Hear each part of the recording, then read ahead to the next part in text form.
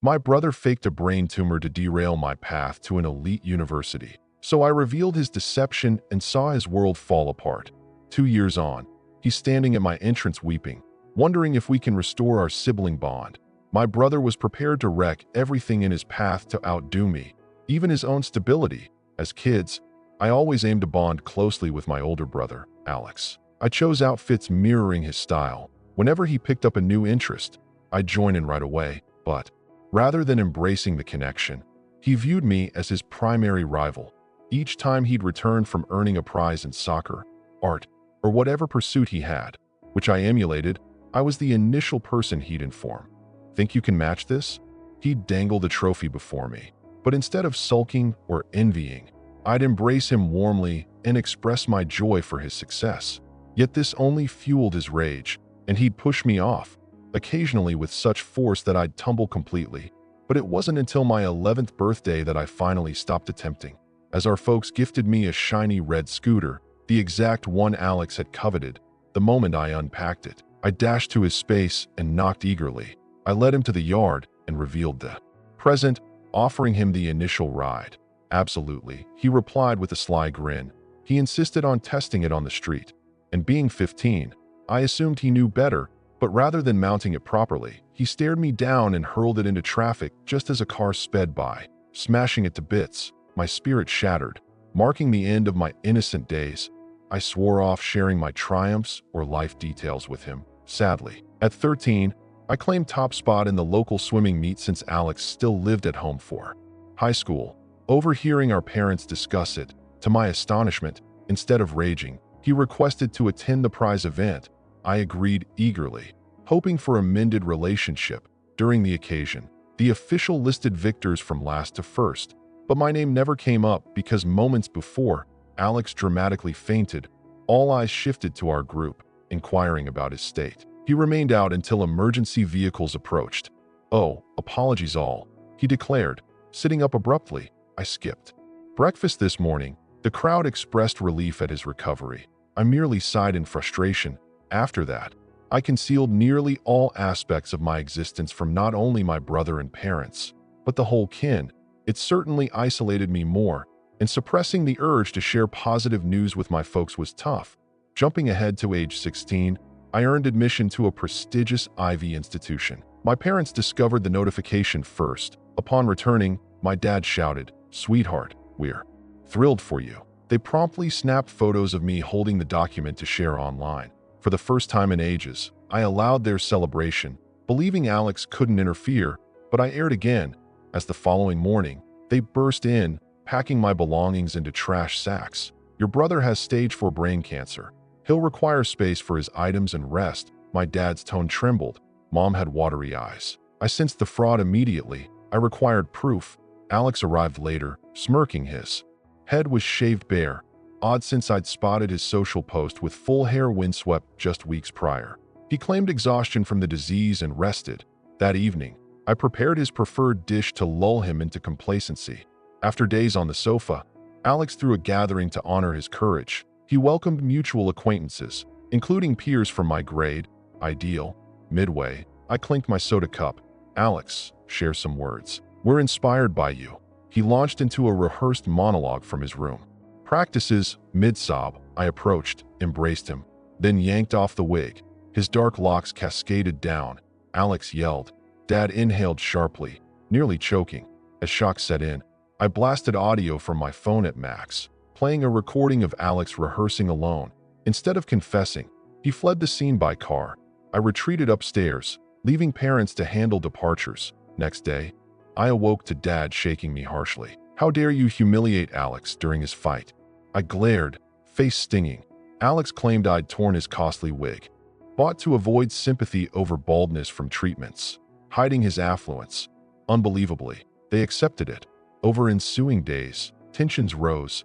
Alex produced medical papers, schedules, results, all seeming legitimate with proper seals. He accused me of verbal torment, jealousy over his spotlight. Shifting focus to my admission, parents arranged urgent counseling for me, labeling me as potentially sociopathic. The counselor doubted initially, but yielded to their insistence, scheduling frequent visits. Sessions were grueling. probing my supposed envy and harm motives. Explaining the scam worsened my image, noted as deflection. Meanwhile, Alex dominated the home, hosting sympathy visits from relatives, subtly undermining me as uncaring. I tracked every inconsistency, like claiming radiation on Wednesday, yet posting gym pics, capturing screens, building a dossier, but needing solid leverage. One evening, returning late from study group, my tablet screen was shattered, data lost, years of work vanished, keys warped as if stomped. Alex in the den sipping coffee grinned, commenting on gadget fragility, inquiring about admission backups. His tone revealed culpability.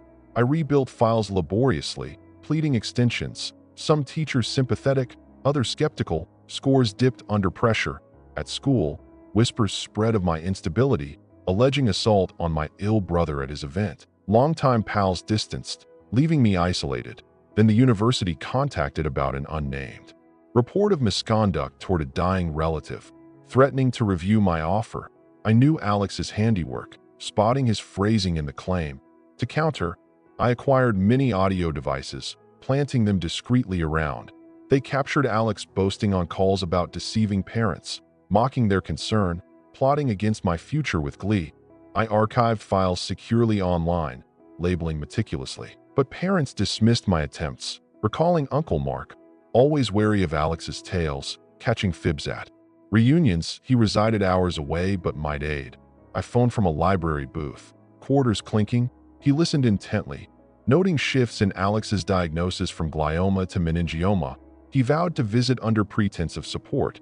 That weekend, he arrived. We feigned normalcy until he suggested assisting with my displaced items. Alone, I presented the proof. His expression hardened hearing Alex's mockery. He spotted forged doc flaws, like uniform formatting from varied sources, odd terminology from web searches. His insurance job honed his scrutiny. He advised timing the reveal at supper for calm.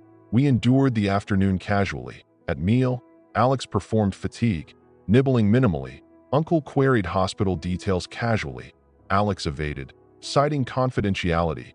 When pressed for doctor's contact, Alex excused himself abruptly, feigning weakness. In absence, Uncle asked if parents attended sessions. They hadn't, per Alex's independence wish. He displayed my evidence systematically. Initially resistant, they absorbed Alex's recorded scorn. Faces paling, Alex returned to accusatory stares. He wept about persecution, then claimed AI edits, escalating to absurd poisoning allegations.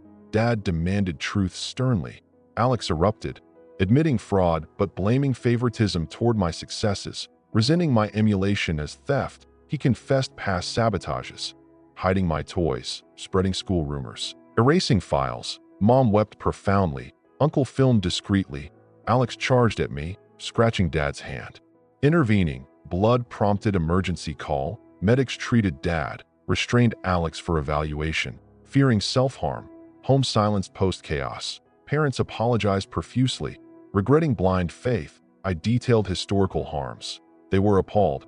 We sought specialized care for Alex's likely borderline issues. More incidents followed. He ruined my gala outfit with ink. Uncle supplied alternative attire. Alex entered intensive program reluctantly. Over months, home-combed, I secured university spot. With evidence submission, rumors faded. Grades rebounded. Therapy sessions progressed unevenly. Alex improved gradually. Letters showing insight. Graduation featured his brief call of congrats. Summer therapy advanced apology. He gifted a pendant subtly. College thrived independently. Family mended slowly. Alex transitioned to independent living. Maintaining contact cautiously, we built tentative ties, acknowledging past scars but eyeing future bonds.